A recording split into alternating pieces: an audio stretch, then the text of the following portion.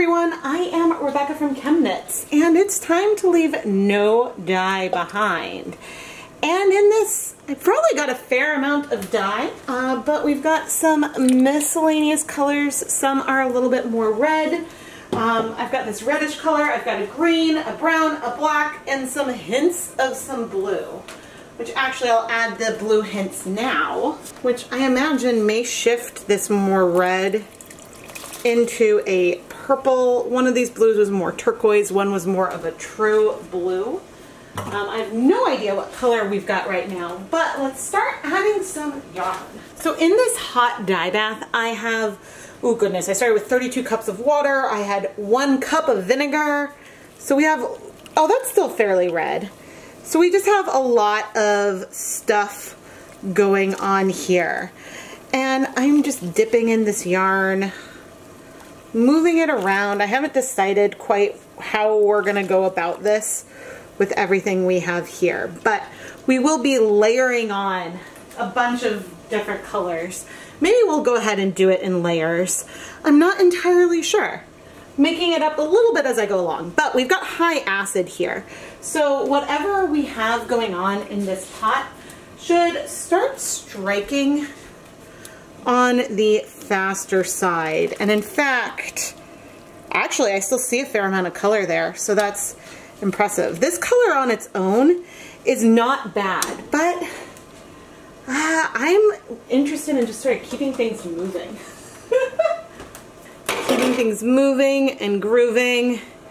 And, oh, I did turn the heat off. Oh, funny. It's still definitely hot in this pot, but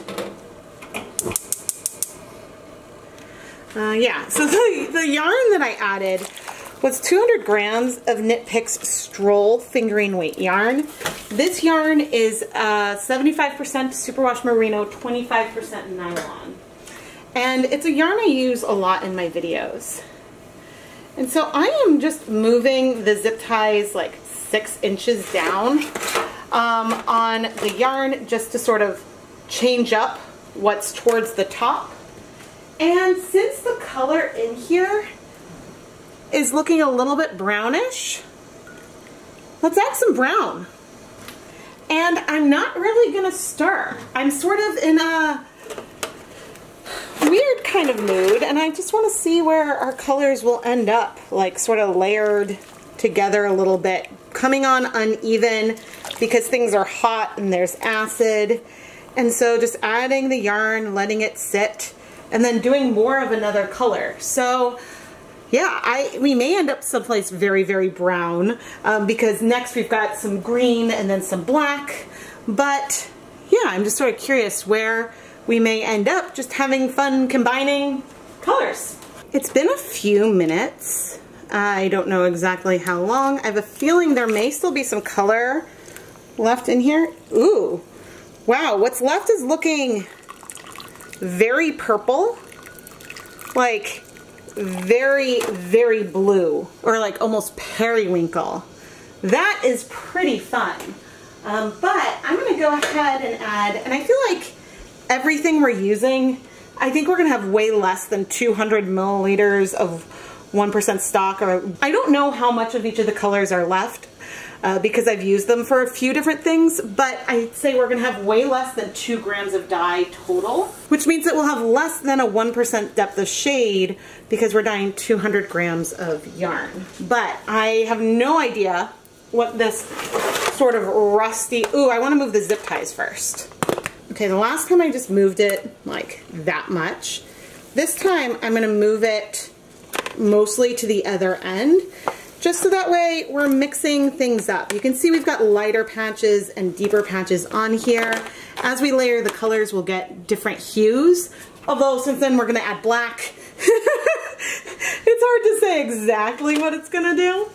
But that's part of the fun and taking these risks. But by moving the zip tie, oh, that's so pretty.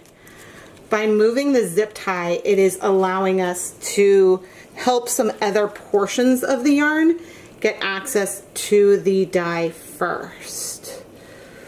Ooh, this is like really, really cool looking. Really cool. I mean, I would say I don't know how to describe it. But certainly there's going to be patches that are more red and more green. And then when we add the black, things are going to get really, really deep. Ooh, this is fun. All right, I'm going to let this sit for a little bit, but look at those colors in there. That's so fun. Where is that other zip tie? Sort of want to make sure that it is reachable. There it is. I don't want things to get tangled on us. Ugh, I love layering different colors together like this, and it's just a lot of fun with the random colors because I don't know where we're going to end up, but I'm really, really enjoying the journey.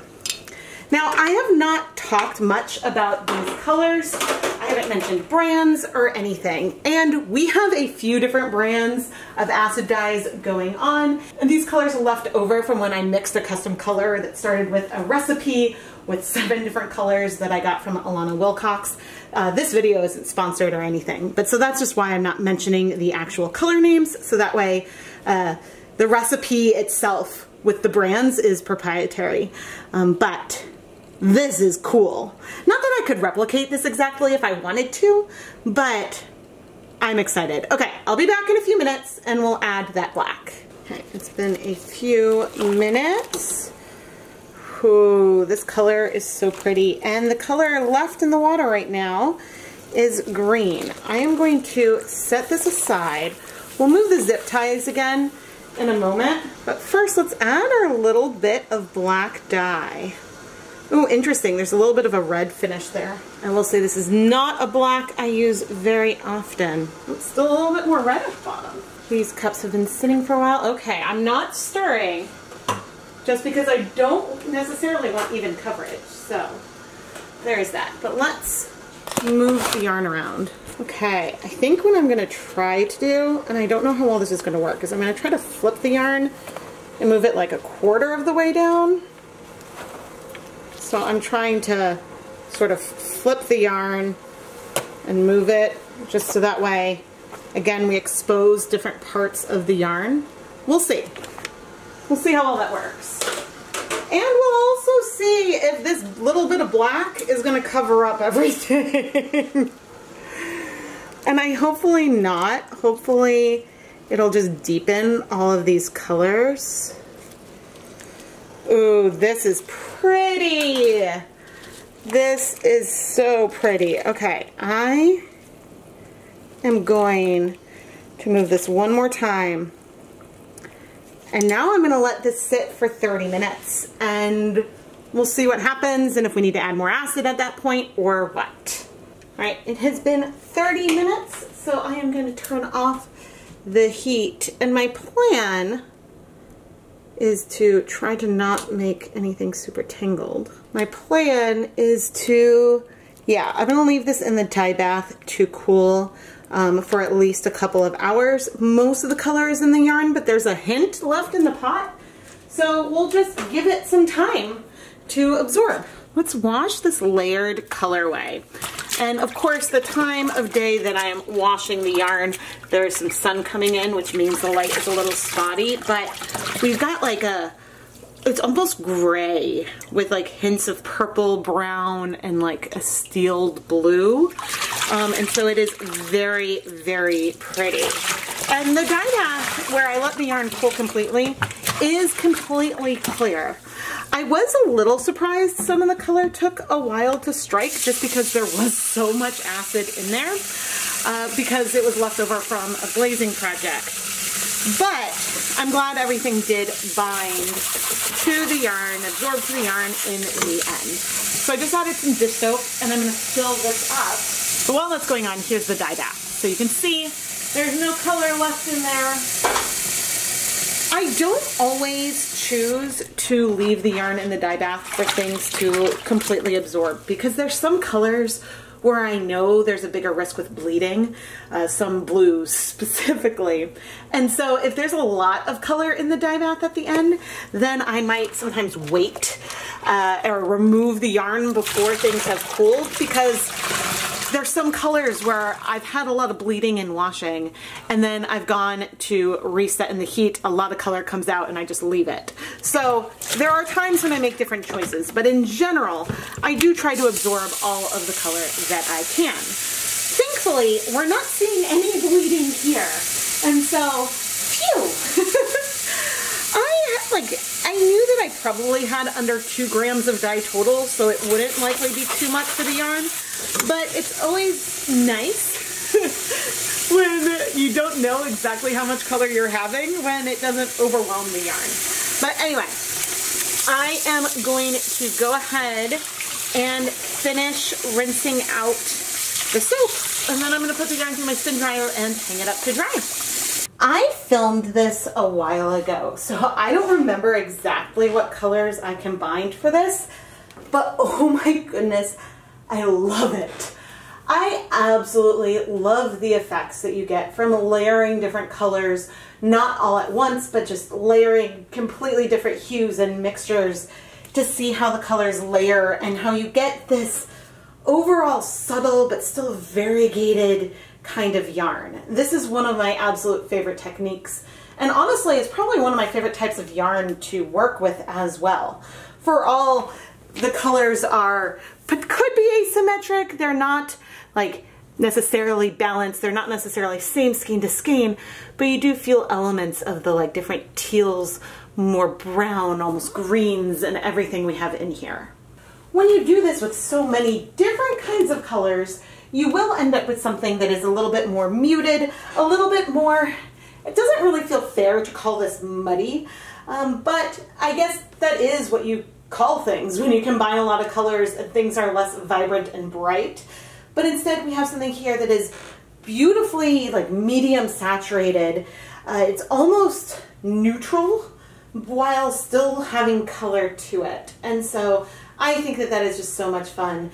And this could turn into a lot of really fun projects. I am Rebecca from ChemKnits, and I really hope that you enjoy these Leave No Dye Behind videos as much as I like making them.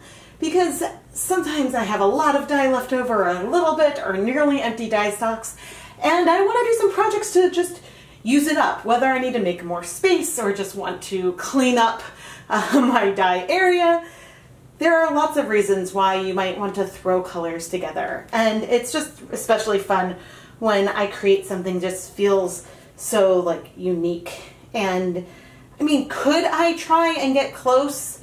Probably. I could probably go look, try to figure out what colors there were and create something similar. But a lot of times, you know, people sometimes call them one of a kind because you don't know the proportions, and so it would be hard to do something exactly the same even if it's similar. But anyway, there is a whole playlist of Leave No Dye Behind videos that you could go check out if you want to see more ways that I play with dye leftovers. I guess there's another thing that I like about these videos is they feel very freeing, because when I'm doing a Leave No Dye Behind, I am very often flying by the seat of my pants. Sometimes I have a plan, but often I don't, and I allow myself to just change what I'm doing midstream. And so that is really, really fun, because sometimes I go into a project and I have a vision and a plan, and I do change course. But other times I try to see out my original vision to then adapt in the future. But when I'm dealing with leftover dye, I just go where the colors want to go, and I listen to the colors.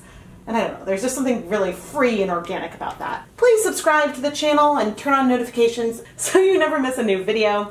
I always post at least twice a week, but we also have special series, unboxings, live dyeing sessions, and sometimes things happen fairly last minute, and so you really don't want to miss it. Thank you so much for watching. Have you pre-ordered the 2022 ChemKnits Hanukkah yarn sampler yet? Go and check out my Etsy shop, because pre-orders are open now for these really fun samplers that have 100 grams of yarn in either fingering or DK weight. And you'll have a mini skein from each of the 8 nights of Hanukkah, where you'll get to watch me dye the yarn in a new video. Plus, there are a lot of fun extras and other little surprises that I have in there.